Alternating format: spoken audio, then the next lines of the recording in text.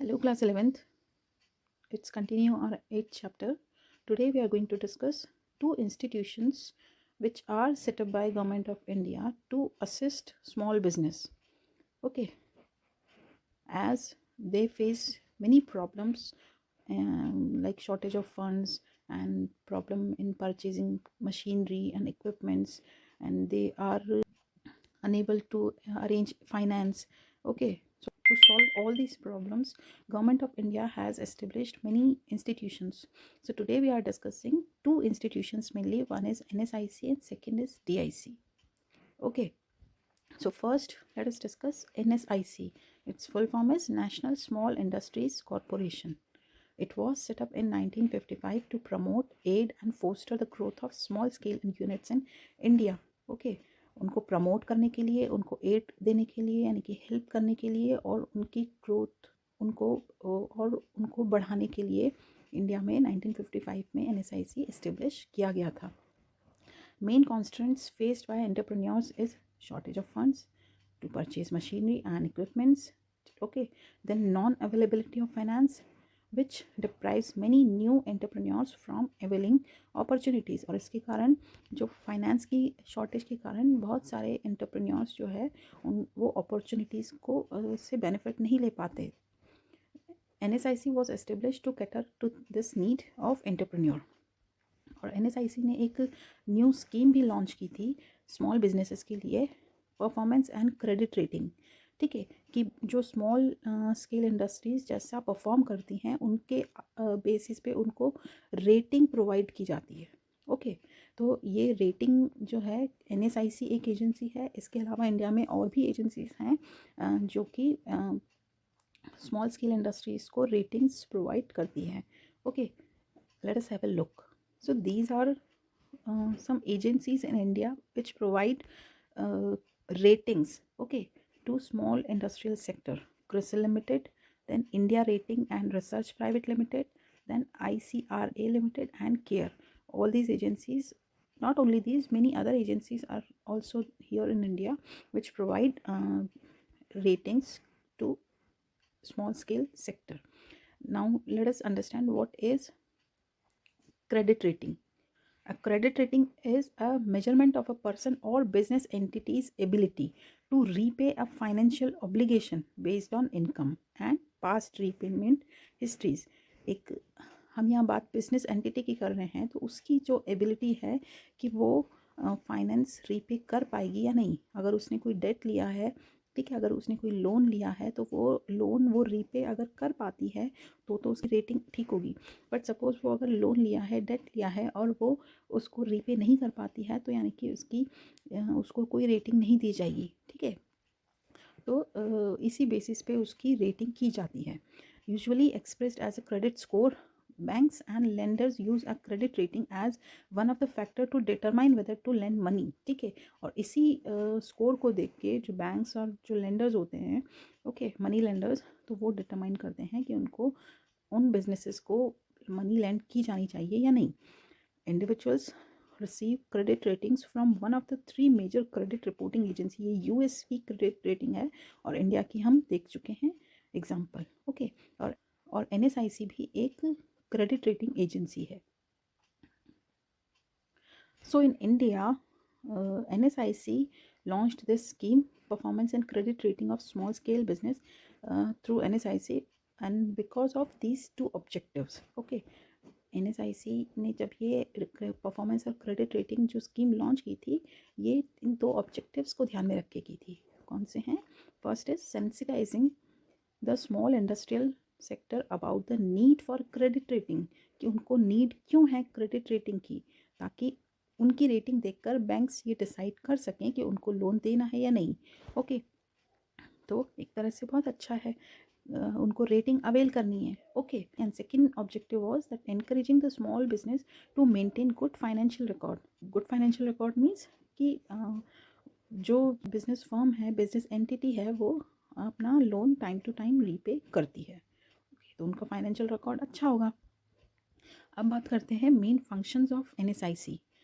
So it supplies imported machines. ये बहुत इसका इम्पॉर्टेंट फीचर है चिल्ड्रन, दैट जो इम्पोर्टेड मशीन्स होती हैं ठीक है, वो उनको स्मॉल बिजनेसेस को वो सप्लाई करती है। और इसके साथ साथ raw materials to small industries on easy hire purchase scheme. अब अगर मशीन इंपोर्ट की है तो वो बहुत, उसकी जो कॉस्ट होगी बहुत ज़्यादा होगी, तो स्मॉल जो इंडस्ट्रीज़ हैं वो उसको परचेज़ नहीं कर सकती। लेकिन अगर उसको कोई एजेंसी उसको हायर परचेज स्कीम पे अवेलेबल करवा रही है तो वो उसके लिए भी बेनिफिशियल होगा। ये दैट उसको इंस्टॉलमेंट पे उसको वो मशीन यूज़ करने के फैसिलिटी मिल जाती है। सो NSIC provide imported machines and raw materials to small industrial sector on easy hire purchase scheme. It is one of the greatest function of NSIC. Then second is it export the product of small units. अब ये एक ऐसा ही point है children जिस पे कि case studies based होती हैं। ठीक है, तो ये यहाँ पे ध्यान रखना है बिकॉज हम दो ही एजेंसीज यहाँ पे पढ़ रहे हैं, NSIC और DIC।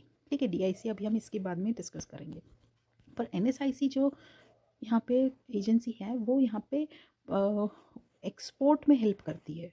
ठीक है, then it provides mentoring and advisory services. It serves as technology business incubator. Incubator means that early जो स्टेज होती है बिजनेस की, जब इस्टेब्लिश करने के बाद जब वो अर्ली स्टेज पे है कि अभी वो केवल अपनी ऑपरेशंस वो धीरे धीरे कर रहा है, अभी वो प्रॉफिट के स्टेज तक नहीं पहुंचा है कि वो प्रॉफिट अर्न कर सके। ओके, क्योंकि बिजनेस इस्टेब्लिश करने के बाद से लेकर प्रॉफिट अर्न करने में एक टाइम गैप होता है। ठीक है, तो वो जो टाइम गैप है उस पीरियड को इंक्यूबेशन पीरियड बोलते हैं। तो उसमें ये टेक्नोलॉजी प्रोवाइड करने में हेल्प करता है। Then it helps in creating awareness on upgradation of technology. किसी बिजनेस यूनिट के पास टेक्नोलॉजी तो है बट वो अब आउटडेटेड हो चुकी है, तो उनको अपग्रेड करने में भी ये हेल्प करता है और उसके लिए अवेयर करता है बिजनेस यूनिट्स को। It helps in procuring, supplying and distribute indigenous and imported raw material. ठीक है, अपने देश का तो रॉ मटेरियल प्रोवाइड करवाता ही है, साथ में अगर आउट ऑफ द कंट्री भी रॉ मटेरियल किसी बिजनेस यूनिट को चाहिए तो वो उसमें भी हेल्प करता है। And it develop software technology parks and technology transfer centres. तो ये स्मॉल बिजनेसेस के लिए जो टेक्नोलॉजी पार्क्स हैं वो बना रहा है और टेक्नोलॉजी ट्रांसफ़र सेंटर्स ये अवेल करवा रहा है ताकि स्मॉल इंडस्ट्रियल सेक्टर को काफ़ी उससे हेल्प मिले। So this is the one agency we have discussed. Now the second agency DIC, district industrial centre, जो कि डिस्ट्रिक्ट लेवल पे होते हैं। ठीक है, ये 77 में ये इस्टेब्लिश हुए थे, जो गवर्नमेंट की न्यू इंडस्ट्रियल पॉलिसी, ठीक है, 23 दिसंबर 1977 को जब गवर्नमेंट ने अनाउंस की थी, उसमें ये DIC को इस्टेब्लिश करने के लिए उसमें यहाँ पे नॉर्म्स गाइडलाइंस थी। The main objective of DIC is to make available all necessary services at one place. The finance for setting up DIC in a state are contributed equally by particular state government and central government. ठीक है, DIC कैसे establish होती है, उसका उसमें 50% जो है दोनों सेंट्रल गवर्नमेंट और स्टेट गवर्नमेंट कंट्रीब्यूट करती है। ओके, ये हर एक डिस्ट्रिक्ट लेवल पे ये DIC है। सो फंक्शंस क्या हैं इसके? Act as the focal point of industrialisation of the district. ठीक है, डिस्ट्रिक्ट में जो मेन जो यहाँ पे सेंटर पॉइंट है इंडस्ट्रियलाइजेशन का। It identifies project for setting up of SSI units. अगर किसी के पास, किसी डिस्ट्रिक्ट में किसी के पास स्मॉल स्केल इंडस्ट्री इस्टेब्लिश करने का कोई प्रोजेक्ट है तो वो उसे DIC से अप्रूव कराना होता है, पहले उसको वहाँ पे जाके सबमिट कराना होता है, अपना प्रोजेक्ट दिखाना होता है। It issues permanent registration certificate to SSI units. It provides marketing support to SSI unit. Okay, marketing support अब प्रोवाइड कर रहा है कि गुड्स जो सेल करने में यहाँ पे ये हेल्प कर रहा है। It act as a link between the entrepreneurs and the lead bank of district. Okay, तो जो बैंक और एंटरप्रेन्योर के बीच में ये लिंक का काम करता है। ठीक है, क्योंकि जब एंटरप्रेन्योर बैंक से लोन लेता है तो बैंक जो है वो DIC से अप्रूवल चाहता है कि उसे लोन मिलना चाहिए या नहीं, और उसके प्रोजेक्ट से क्या DIC सेटिस्फाइड है। ओके, तो ये लिंक है एक। Then it helps businessmen in obtaining license from electricity board, water supply board, etc. Okay, so electricity board और जो वाटर सप्लाई बोर्ड है उनसे भी ये अगर लाइसेंस लेने उनसे भी लाइसेंस लेने में बिजनेसमैन की हेल्प करता है. It provide loan, workshed and raw material to SSI. ठीक है, लोन भी ये कुछ थोड़ा बहुत ये प्रोवाइड करता है.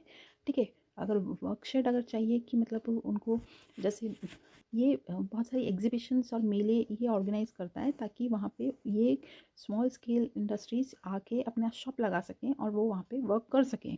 ठीक है, and raw material to SSI, ये रॉ मटेरियल भी उनको प्रोवाइड करने में हेल्प करता है.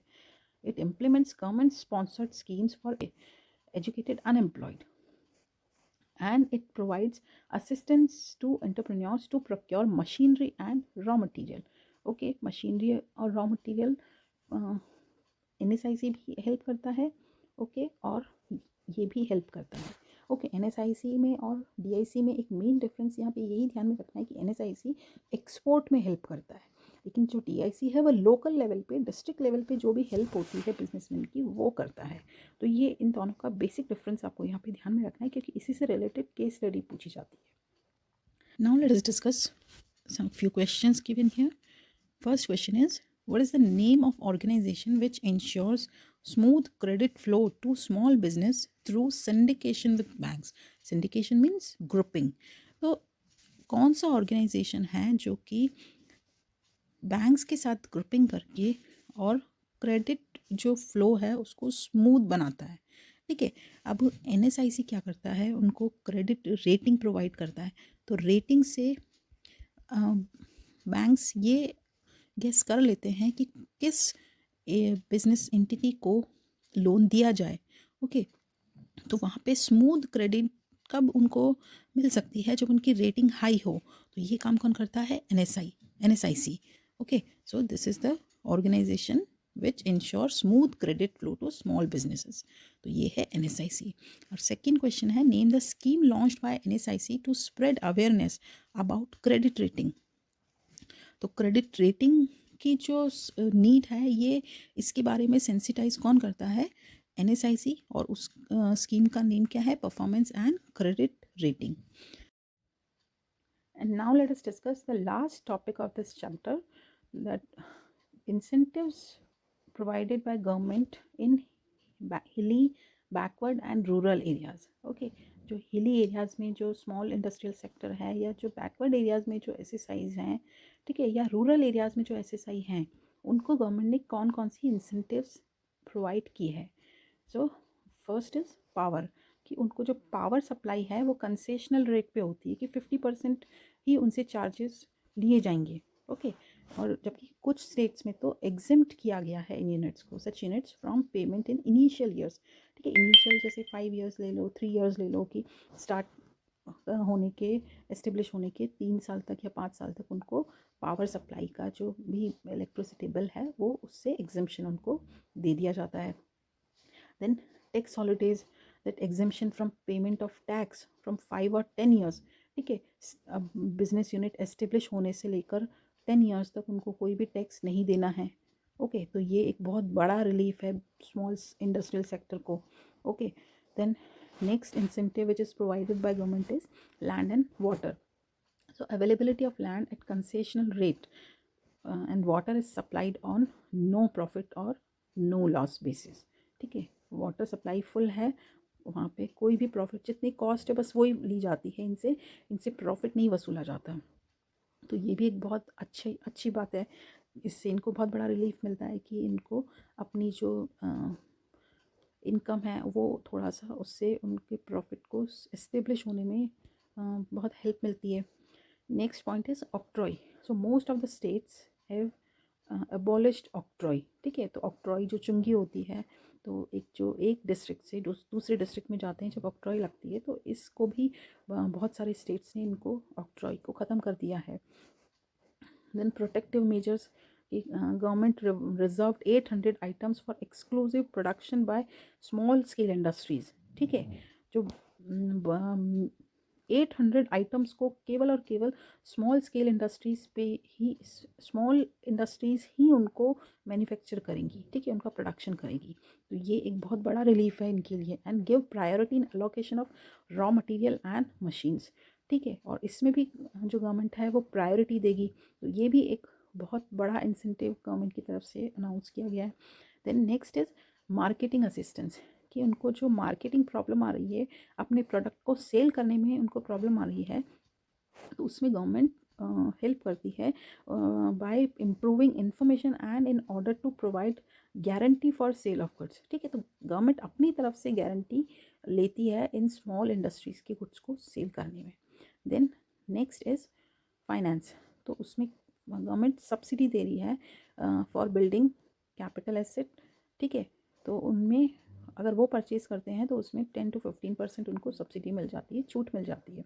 Loans are offered at concessional rates with easy instalment of loan repayment, ठीक है, लोन मिला वो भी कंसेशनल रेट पे मिला, और जब उनको रीपे करने का टाइम आया तो वो भी ईजी इंस्टॉलमेंट पे। तो ये भी एक बहुत बड़ा रिलीफ है स्मॉल इंडस्ट्रियल सेक्टर के लिए। और फिर सेल्स टैक्स, ठीक है, सेल्स टैक्स अब तो जीएसटी बन गया है ना, तो उसमें भी स्मॉल इंडस्ट्रियल सेक्टर को एग्जम्पशन है, okay, that some states give exemption of 5 years, तो वो कि सेल पे 5 years तक कोई भी टैक्स नहीं देना होगा, फर्स्ट 5 years तक। तो ये इस तरह की जो कंसेशन है रूरल, हिली और बैकवर्ड एरियाज़ में जो प्रोवाइड की जा रही है, तो ये आपको थोड़ी सी ध्यान में रखनी है। And now 1 markers. So these 1 markers we will discuss in our next video. Till then, goodbye, stay safe.